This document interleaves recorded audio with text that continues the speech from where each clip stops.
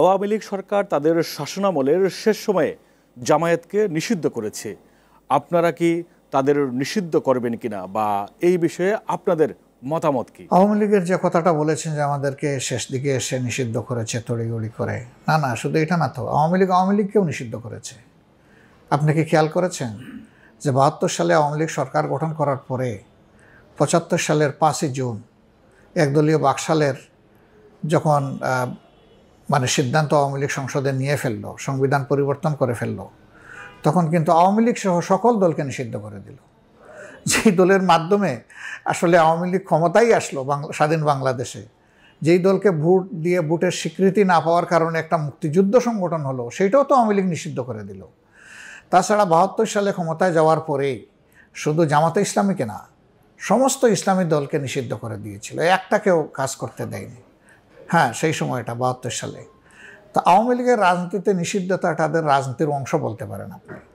সেই ধারাই তারা শেষ পর্যন্ত এসে এবারকার গণ অভ্যুত্থানের আগে বা গণবিপ্লবের আগে তারা যখন দেখেছে যে গণবিপ্লব সফলতার একেবারে দ্বার প্রান্তে চলে গেছে, এটাকে আর সামাল দেওয়ার তাদের কোনো শক্তি নাই, তখন তারা ইস্যু ডাইভার্ট করার শেষ চেষ্টা করেছে জামাতকে নিষিদ্ধ করে।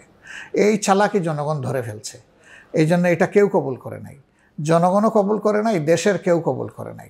তার প্রমাণ হলো যে আমরা তাদের দৃষ্টিতে নিষিদ্ধ থাকলেও এই পট পরিবর্তনের সাথে সাথে ৫ তারিখ আমরা কিন্তু রাষ্ট্রের সামগ্রিক কর্মকাণ্ডের সাথে সাথেই আমাদেরকে সম্পৃক্ত করা হয়েছে। আমরা তো দরখাস্ত করে যাইনি, আমাদেরকে নিয়েই সম্পৃক্ত করা হয়েছে। কারণ সবাই বিশ্বাস করেছে যে এটা ছিল জামাতের উপর আরেকটা জুলুম, অনেকগুলা জুলুমের পরে এটা শেষ জুলুম জামাত ইসলামের উপর, এই জন্য এটাকে কেউ গ্রহণ করেনি। তো সেই আওয়ামী লীগ এখন নিষিদ্ধ হবে কি হবে না, জনগণ দেখেন কি বলে। আমরা জনগণের চেতনার বাইরে যেতে রাজি না। জনগণ যদি চায় আওয়ামী লীগ রাজনীতি করবে করবে, জনগণ যদি মনে করে যে এরকম গণহত্যাকারী একটা দল এখনও শহীদদের বলতে গেলে রক্ত ভাসতেছে আর পঙ্গুরা এখনও কাতরাচ্ছে, আহতরা কাতরাচ্ছে, সেই সময় যদি জনগণ মনে করে যে তারা এসে রাজনীতি করবে অথবা নিষিদ্ধ হবে, জনগণ ছেড়ে দিই আমরা, জনগণের কাছ থেকেই খবর আসবে এটার। রাজনীতিতে নিষিদ্ধই কি সমাধান, আপনারা কি মনে করেন? দৃষ্টিভঙ্গি পাল্টানো সমাধান, নিষিদ্ধ সিদ্ধ কোনোটাই সমাধান না। রাজনীতিতে যদি দৃষ্টিভঙ্গির পরিবর্তন না আসে, তাহলে আপনি সব দলকেই নিষিদ্ধ করবেন আস্তে আস্তে, সেটাও তো একটা কথা।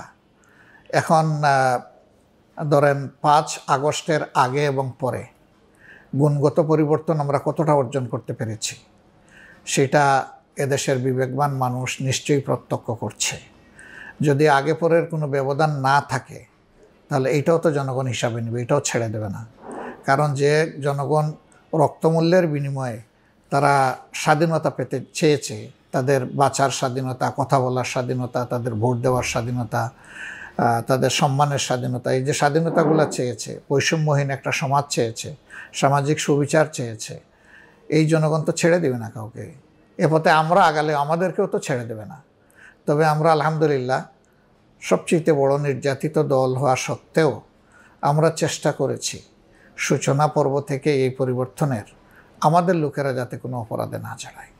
এই জন্য বাংলাদেশের কোনো জায়গায় আমাদের বিরুদ্ধে কোনো চাঁদাবাজি, দখলদারি অথবা মানুষের উপরে কোনো হয়রানি করার, মানুষকে কোথাও আটকিয়ে রেখে নির্যাতন করার এ পর্যন্ত আমাদের কাছে কোনো খবর নাই এবং মিডিয়ার মাধ্যমে আমরা কিছু জানি।